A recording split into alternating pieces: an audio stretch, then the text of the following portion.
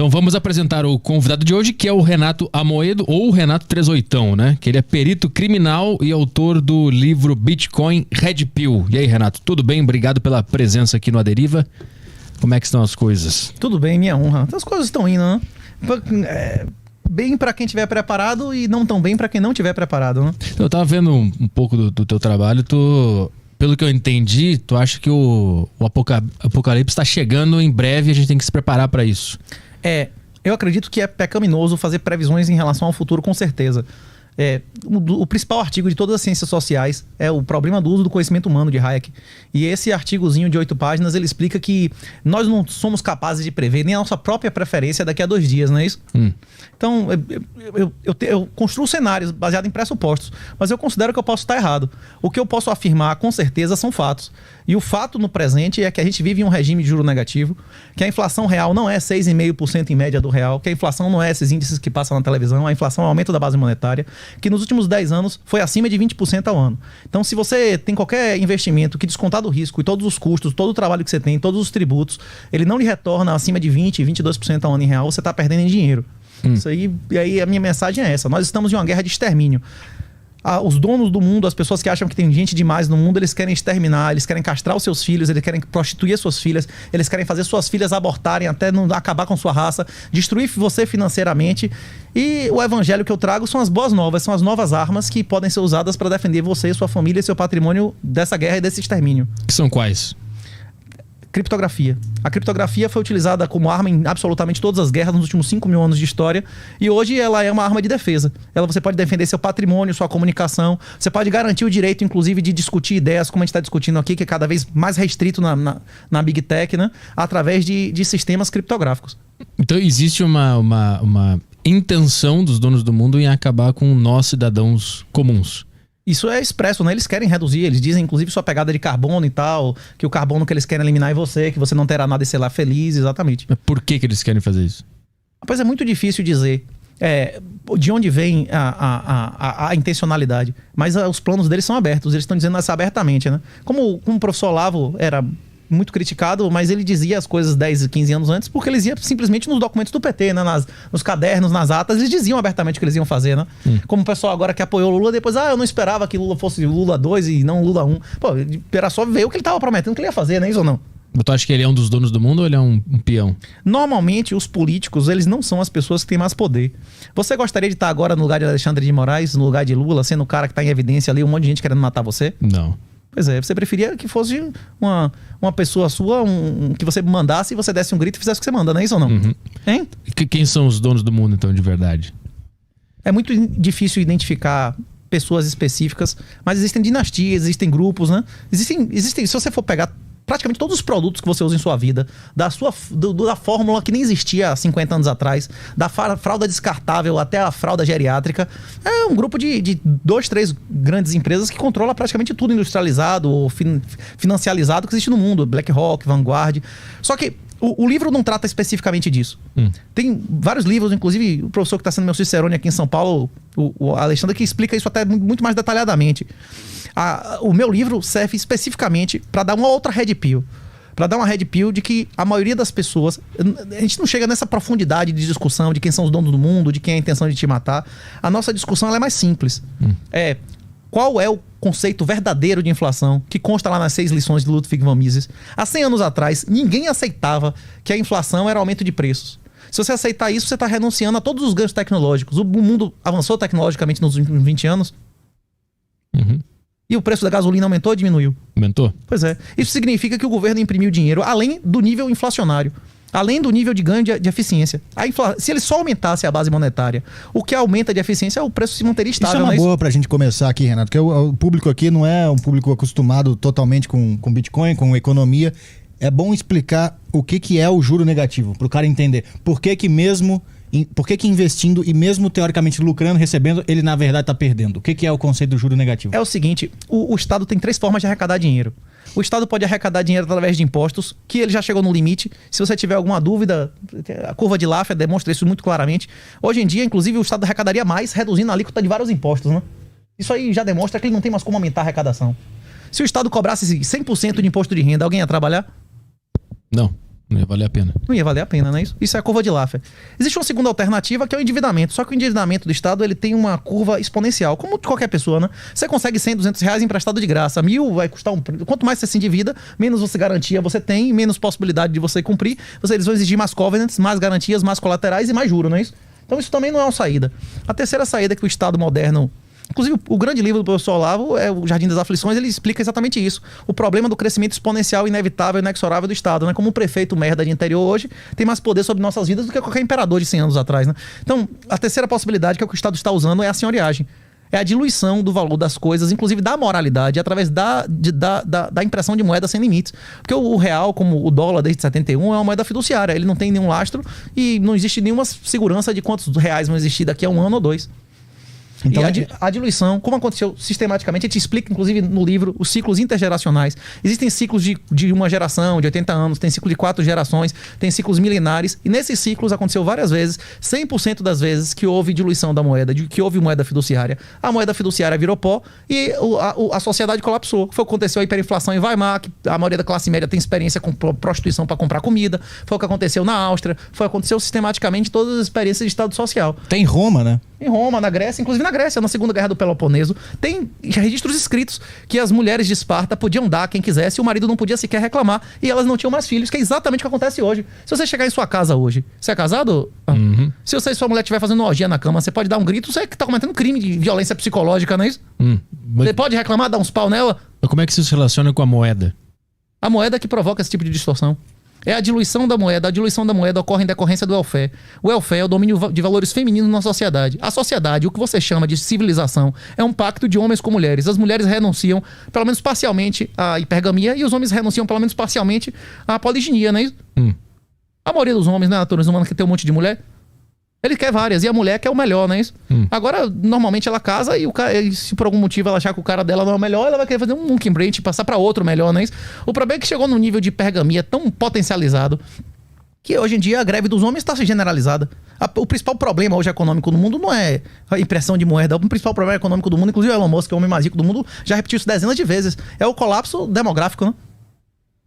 Mas eu não entendi como é que a moeda afeta esse comportamento. Como é que a diluição da moeda dá ao Estado o poder de gastar de maneira absurda e gera distorções. Todos os preços que você vê na vida, eles são informações, beleza?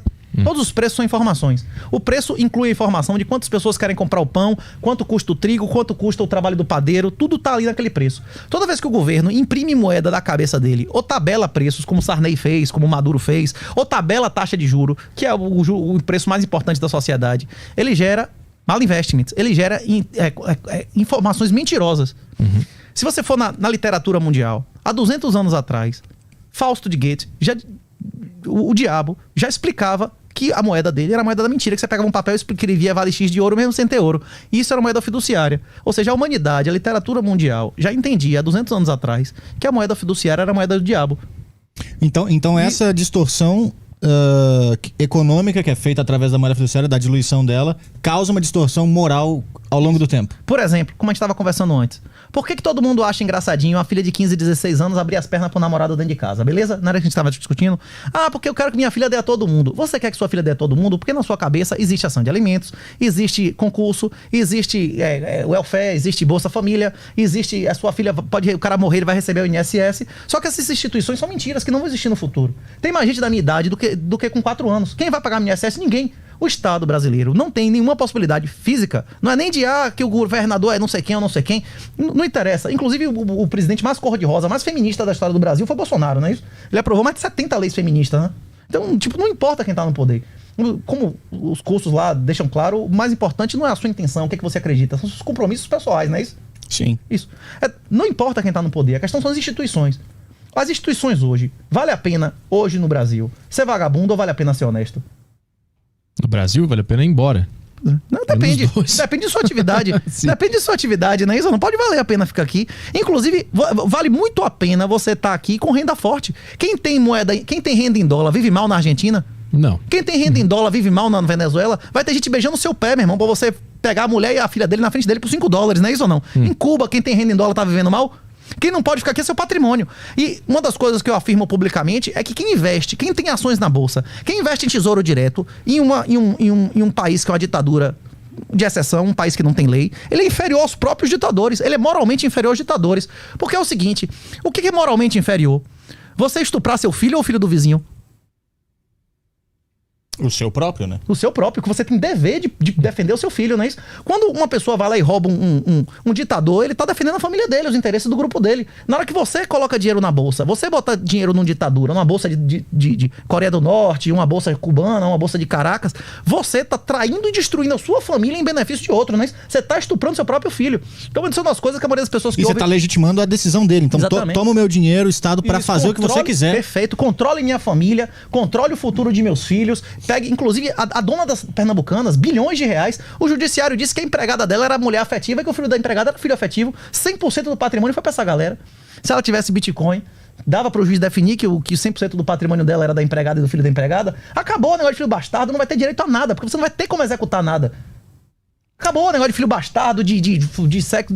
Inclusive, a modificação da moeda leva a modificações das motivações, que foi o que eu falei. Eu acredito que em 20 anos, a maioria dos casamentos no mundo vão ser com dote. Se você não pagar, você não vai ter acesso a uma mulher. Por exemplo, vamos dar o exemplo aqui da Venezuela. A moeda se diluiu tanto, ela não vale mais praticamente nada. Os caras não querem receber na moeda da Venezuela. Tanto que eles estão negociando tudo em dólar, o cara vende a casa, vende por dólar, liberaram isso agora, né? Isso fez crescer a economia, inclusive.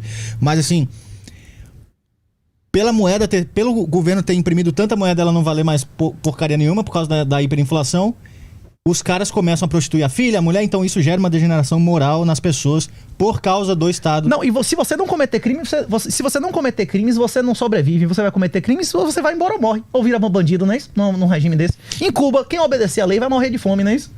Todas as pessoas têm que cometer crimes para sobreviver. E o governo pode punir quem quiser. Isso fica muito claro. Quem quiser entender a mentalidade do esquerdista, lê um livro, inclusive tem um prefácio no Brasil de Olavo Lobachevsky. Não são pessoas normais. São psicopatas ponerológicos. E 1/3 da população do Brasil são idiotas úteis. São pessoas que você disser pro cara, o céu é azul. O cara, você mostrar pro cara, ele prefere acreditar na palavra do mentiroso do que nos olhos dele. Então tu enxerga que o real vai chegar nesse ponto. Quanto era um grama de ouro quando começou o real? Não sei. Era R$10, agora é mais de 300. O real já colapsou. Por que a gente tá ainda vivendo?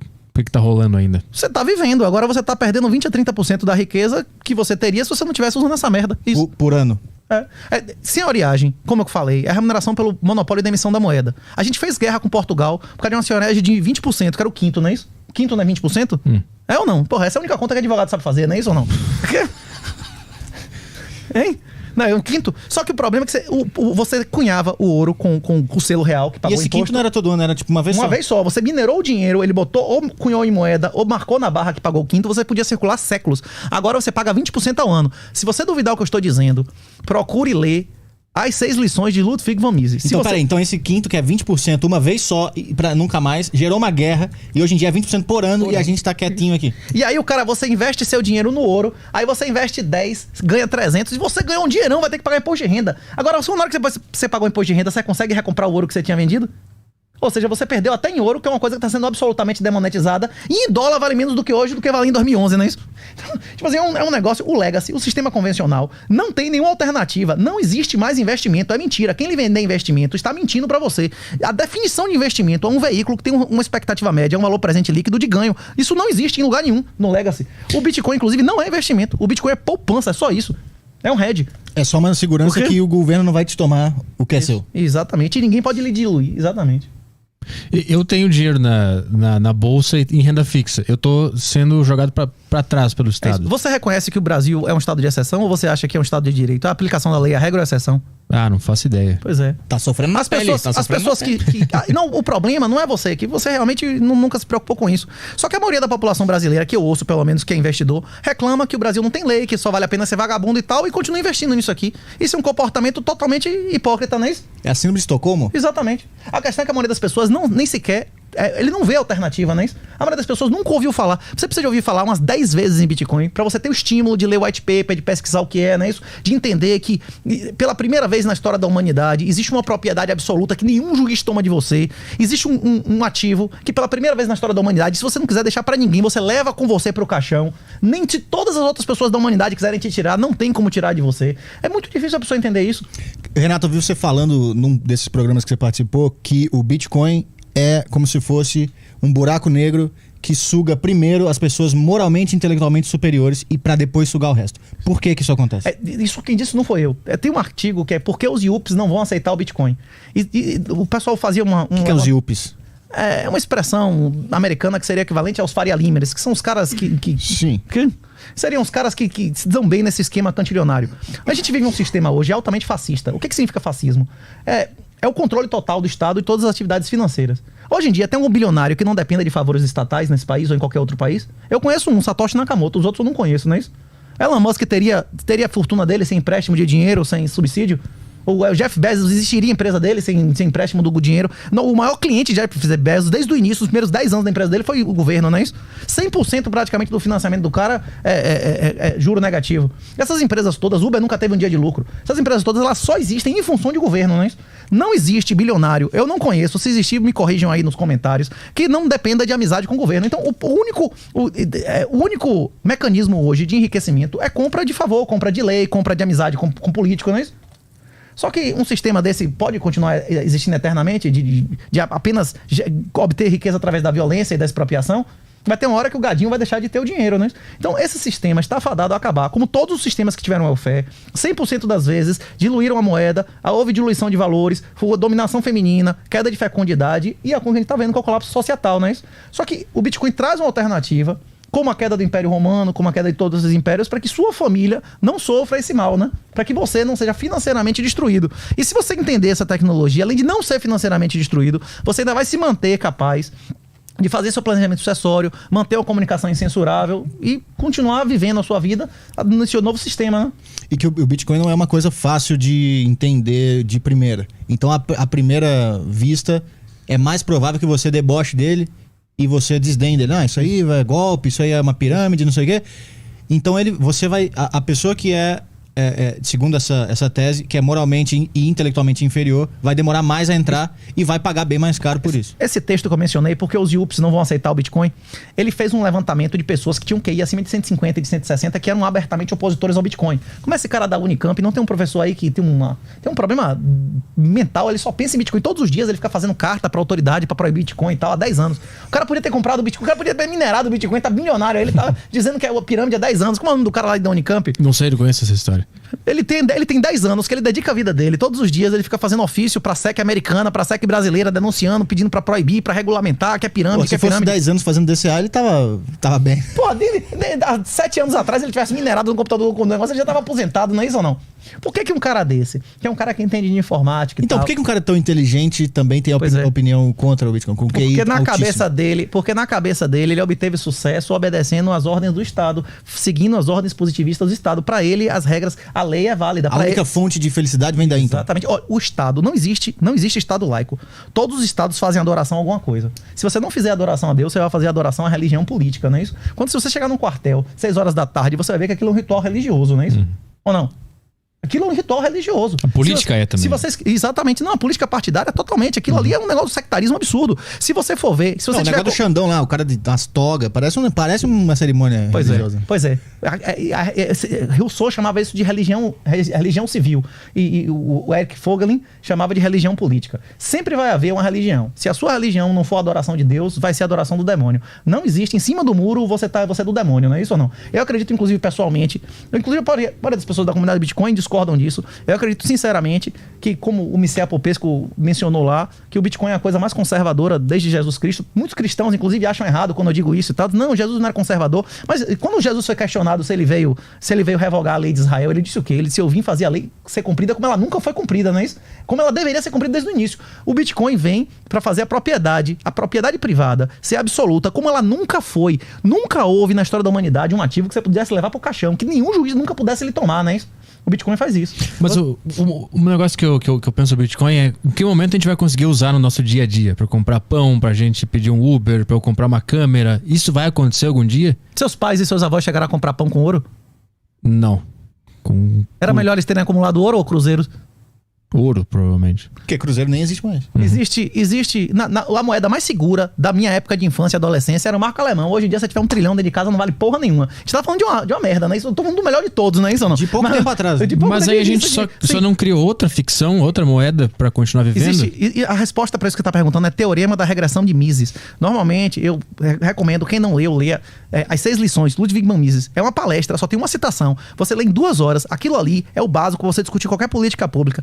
Teorema da regressão explica que todas as coisas que foram usadas como moeda na história da humanidade, elas seguiram uma sequência. Primeiro foram ativos financeiros, colecionáveis, e aí no final ele vira meio de troca. E ele não vai virar meio de troca amplamente até a morte do dólar e de outras moedas, porque existe uma coisa chamada lei de Gresham. Em qualquer cadeia, o pior cigarro é a moeda. Em qualquer tipo de guerra, na trincheira, o pior comida é o dinheiro, porque todo mundo quer desovar, então tudo é precificado naquilo, não é isso? Se você receber metade do seu salário em ouro e metade em bolívar, você vai gastar o que primeiro? Você vai gastar o ouro primeiro ou Bolívar venezuelano? Não, vou guardar o ourinho lá. Isso. Então, a pior moeda circula mais, não é isso? A velocidade da moeda, o quanto aquilo circula por ano, tem uma relação direta da capacidade daquilo como reserva de valor. Os bitcoins on-chain, eles vão circular...